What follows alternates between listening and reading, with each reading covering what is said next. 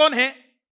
سب سے پہلی ذات مقصود کائنات حضور نبی کریم علیہ الصلوۃ والسلام کی ذات مقدسہ ہے، اور پھر حضور کی ذات مقدسہ کے بعد مولا کائنات شیر خدا علی المرتضیٰ رضی اللہ تعالی عنہ، سیدہ طیبہ طاہرہ سیدہ فاطمہ الزہرا رضی اللہ تعالی عنہا، مولا امام حسن مجتبی رضی اللہ تعالی عنہ، اور مولا امام حسین رضی اللہ تعالی عنہ، ان سب کو ملائیں تو بنتے ہیں 5، اور فارسی میں تن وجود کو کہتے ہیں، تو 5 تن یہ وہ شخصیات ہیں کہ جن کے نام میں نے لیے ہیں، اور یہ وہ مبارک نام ہیں کہ اگر کوئی بندہ بیمار ہو سچے عقیدے کے ساتھ ان 5 ہستیوں کا نام لے تو اللہ رب العزت اس سے بیماری کو دور فرما دیتا ہے اور اسے شفا عطا فرما دیتا ہے۔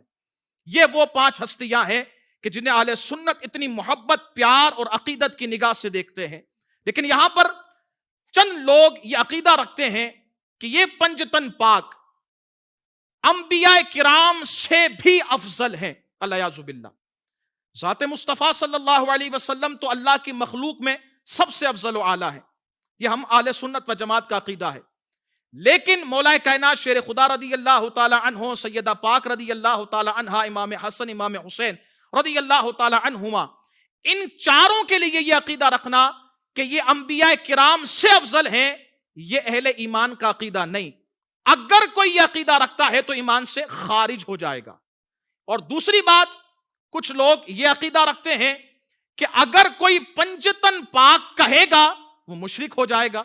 اب ہم نے کہا یار یہ بڑی عجیب سی بات ہے اور یہ بڑی بے تقی سی بات ہے۔ شرک کوئی دکان پر ملنے والا سموسے کا نام تو نہیں ہے کہ بندہ کوئی بھی اٹھا کر اور کسی کے حوالے کر دے۔ شرک ایک بہت بڑی ذمہ داری ہے۔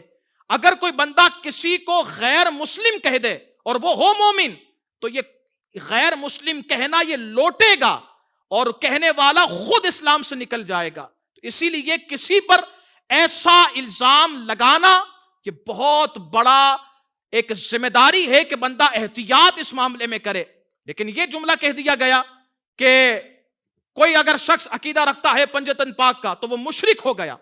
اچھا، یہ کہنے کے بعد دلیل کیا دی؟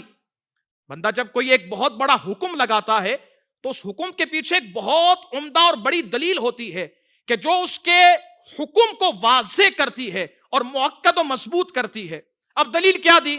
بے تکی سی دلیل۔ کہتا ہے کہ دیکھو اگر ان 5 ہستیوں کو پاک کہا جائے گا تو پھر کہنا پڑے گا کہ باقی سارے صحابہ ناپاک ہیں، الیاذ باللہ۔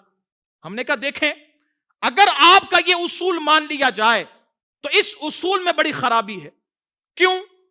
دیکھیں اگر آپ یہ کہتے ہیں کہ یہ 5 تن پاک اگر ان کے لیے پاک کا عقیدہ رکھا جائے تو باقی ساروں کو ناپاک کہنا پڑے گا، تو میں آپ سے سوال کرتا ہوں حضرت سیدنا خلیفہ بلا فصل افضل البشر بعد الانبیاء بالتحقیق حضرت سیدنا ابو بکر رضی اللہ تعالیٰ عنہ کے لیے ہم لفظ استعمال کرتے ہیں صدیق کا۔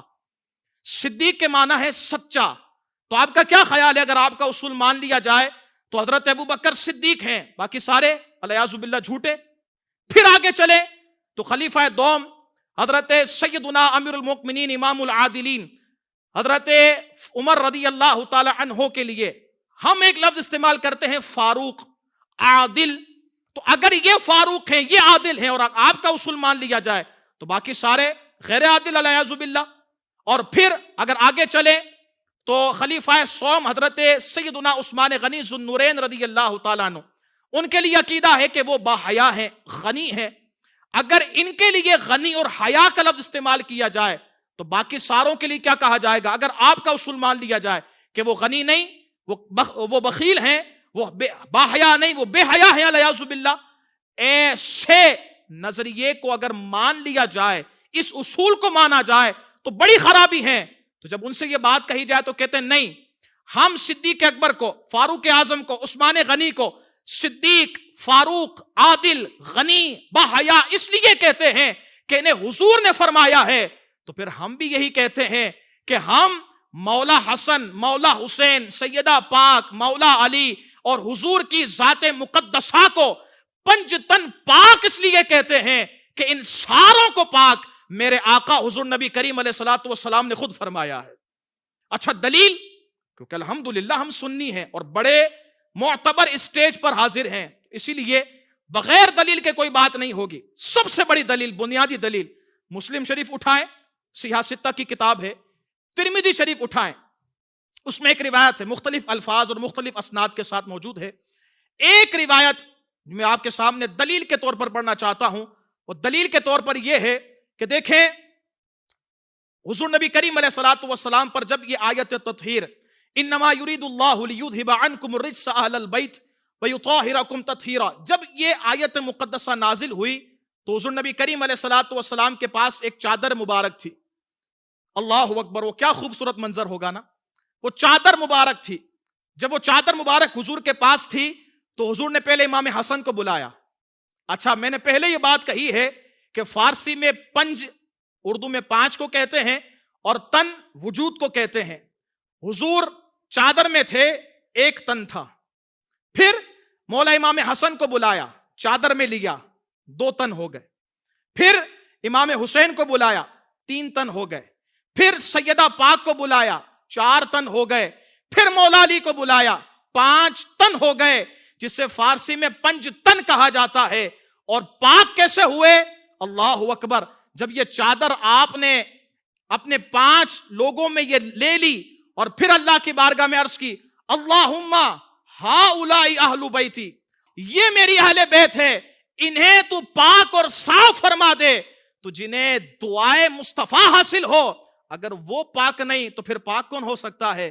اسی لیے ہمارا عقیدہ یہی اور بالکل صحیح ثابت ہے کہ ہمارے آقا دو عالم علیہ الصلوۃ والسلام، سیدہ پاک، مولا علی، امام حسن، امام حسین، جب مجموعی طور پر ان پانچوں کا ذکر کیا جائے تو عقیدہ یہی درست ہے کہ انہیں پنج تن پاک کہا جائے گا۔